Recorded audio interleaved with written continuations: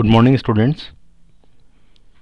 BSc part first के physics के first paper mechanics में एक टॉपिक है transformation in rotating frame of reference या घूर्णी निर्देश तंत्र में रूपांतरण। आज इसके बारे में बात करेंगे। मान लीजिए कोई एक निर्देश तंत्र है और ये स्थिर निर्देश तंत्र है जिसमें कोई कण है, उसके निर्देशांक एक्स वाई जेड हैं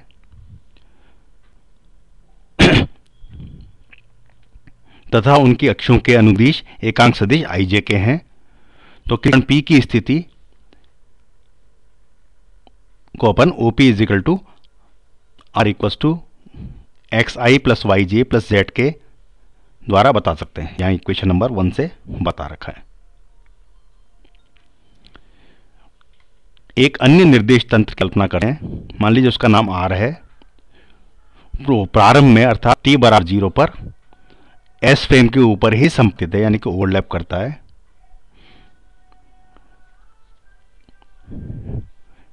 तथा निश्चित कोणीय वेग ओमेगा से घूम रहा है। दोनों निर्देश तंत्रों के मूल बिंदु एक ही स्थान ऊपर है, यहां पर है। तो t सेकंड पश्चात R तंत्र का प्रत्येक अक्ष theta is equal to omega t से घूम जा रहा है। ऐसे ये भी घूम जाएगा।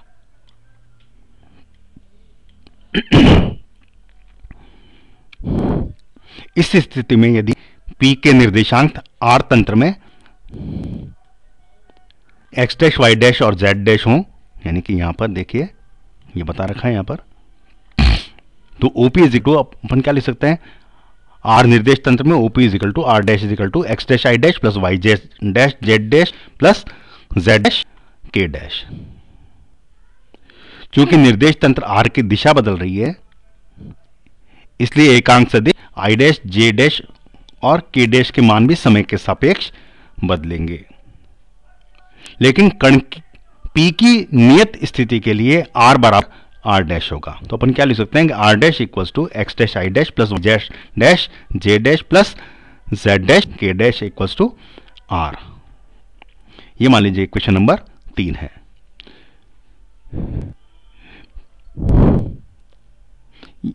अब मैं जो आगे आपको बताने जा रहा हूं ये मैंने पिछले वीडियो में भी डिस्कस किया था, इसलिए इसको थोड़ा शॉर्ट में करेंगे। घूमते हुए निर्देश फ्रेम के लिए डिराइव कर चुके हैं। x डैश बराबर जो कोऑर्डिनेट के ट्रांसफॉर्मेशंस हैं वो क्या लिखते हैं अपन, x dash is equal to x cos of x dash plus y cos of y x dash plus z cos of z of x dash. अपने ही पिछले टर्न पे किया था। और फाइनल अपन x डैश इक्वल्स टू कितने हैं, a1 x plus a12 y plus a13 z cos of x dash O x को अपन ने a11 लिखा था और cos of x dash O y को अपन ने a12 लिखा और cos of x dash O z को अपन ने a13 लिखा। ये अपन पहले भी बता चुके हैं, आज यहां पर दोबारा जरूरत पड़ गई इसलिए इसको लिख रहे हैं। इसी तरह से y dash equals to a21x plus a22y plus a23 z dash equals to a31x plus a31y 32y plus a33z। ये अपने आप है। इसको अपन मैट्रिक्स फॉर्म में भी इस तरह से लिख सकते हैं जो इक्वेशन नंबर 4 द्वारा बताया गया है। और ये जो मैट्रिक्स है इसको डायरेक्शन कोसाइंस मैट्रिक्स भी कहते हैं या इसे घूर्णन मैट्रिक्स भी कहते हैं। यहां पर कोण x डैश ओ एक्स बराबर कोण y डैश ओ वाई और कोण z डैश ओ जेड बराबर ओमेगा टी है, क्योंकि जो R फ्रेम है वो t समय में ओमेगा टी एंगल से घूम जाता है।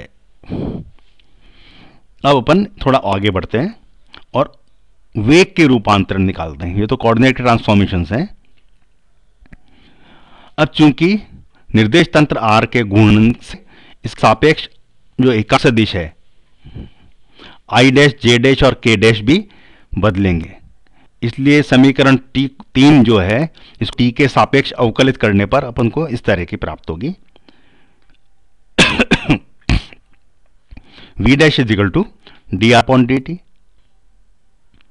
Is equal to I dash D X upon D T plus J dash D Y upon D T plus के dash D Z upon D plus, क्योंकि आई जे के भी समय के सापेक्ष आई डैश जे डैश और के डैश समय के सापेक्ष बदल रहे हैं, इसलिए एक ये एक्स्ट्रा टर्म और आई है, एक्स डैश डी आई dash upon D T plus y dash g d जे dash upon D T plus z dash d के डैश अपॉन डी टी। यह मान लीजिए क्वेश्चन नंबर 5 है। ये जो सेकंड टर्म आई है इसकी वैल्यू अपन को निकालनी पड़ेगी।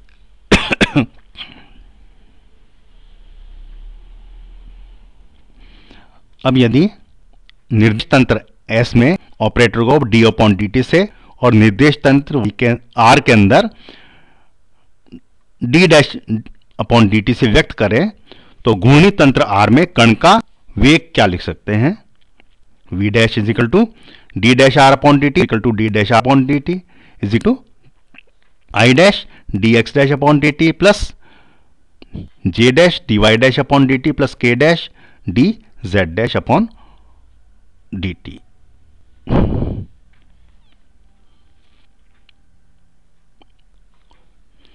पर जड़ निर्देश फ्रेम में अपन को कण का वेग पता है, v is equal to D R upon D T is equal to I D X upon D T plus J D Y upon D T plus K D Z dash upon D T. अब अपन को v और v dash में संबंध ज्ञात करना है। तो समीकरण 5 के अंदर अपन को डी आई डैश अपॉन डी टी और डी जे डैश अपॉन डी टी और डी के डैश अपॉन डी टी का मान रखेंगे, फिर सॉल्व करेंगे तो संबंध प्राप्त हो जाएगा। तो डी आई डैश अपॉन डी टी और डी जे डैश अपॉन डी टी और डी के डैश अपॉन डी का मान ज्ञात करने के लिए मान लीजिए कोई एकांक परिमाण का एकांक सदिश है, इस पर अपन विचार करते हैं जो कि आई डैश जे डैश और के डैश के समान नियत कोण ओमेगा से घूम रहे हैं। यदि सदिश A किसी कण Q की स्थिति सदिश निरूपित करता है, मान लो ये है कण और ये स्थिति सदिश ये वाला निरूपित करता है, ये बता रखा है ना ये। तो किसी समय t पर सदिश A का घूर्ण वेग मान लो ओमेगा है, ये घूर्णन वेग बता रखा है, ये ओमेगा है। मान लीजिए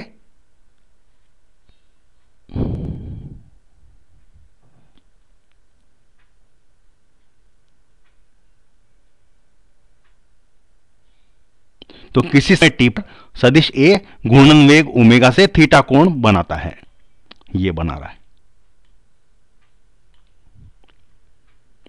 माना t प्लस डी टी समय पर कण की स्थिति q डैश है, ये जो कण था q डैश से यहां पर q डैश पे पहुंच जाता है। डायग्राम में देखिए, आप थोड़ा आप अपने हाथ से बनेंगे और करेंगे तो ज्यादा अच्छी तरह समझ में आ जाएगा।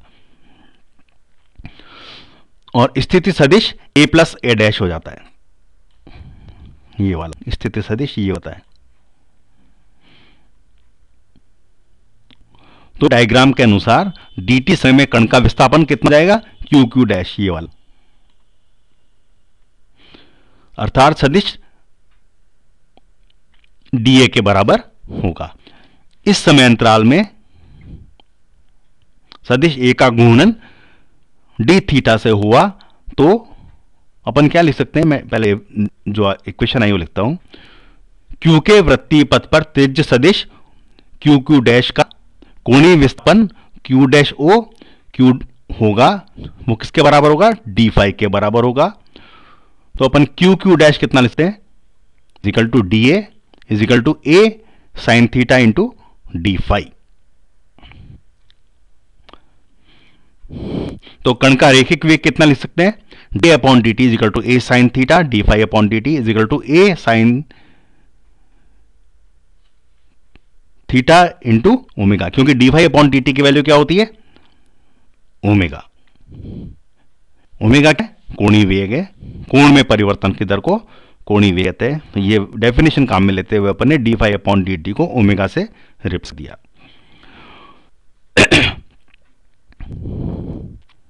तो dA अपॉन dt की दिशा ए की दिशा में होगी तथा ए तथा ओमेगा के तल के लंब। तो डी ए अपॉन टी अपन क्या लिख सकते हैं, d a upon D T is equal to a sine omega into n cap या ओमेगा क्रॉस ए। अपन शुरू में मान के चल रहे थे ए एकांक सदिश है और आई डैश जे डैश और के डैश कोई एकांक सदिश ही है। तो इक्वेशन नंबर 10 के अंदर यदि अपन ए को आई डैश जे डैश और के डैश से रिप्लेस करें तो हमको क्या प्राप्त हो जाएगा, D I dash upon D T is equal to omega cross I dash, D J dash upon D T is equal to omega cross J dash and D के dash upon D equal to omega cross ये dash. इस तरह से अपन ने D आई dash upon D T और D जे dash upon D T और D के डैश अपॉन डी टी के मान ज्ञात कर लिए कि इक्वेशन नंबर 11 से दिखाए जा रहे हैं। वो इक्वेशन नंबर 6 तथा 11 को समीकरण 5 में रख दें तो अपन को क्या मिल जाएगा,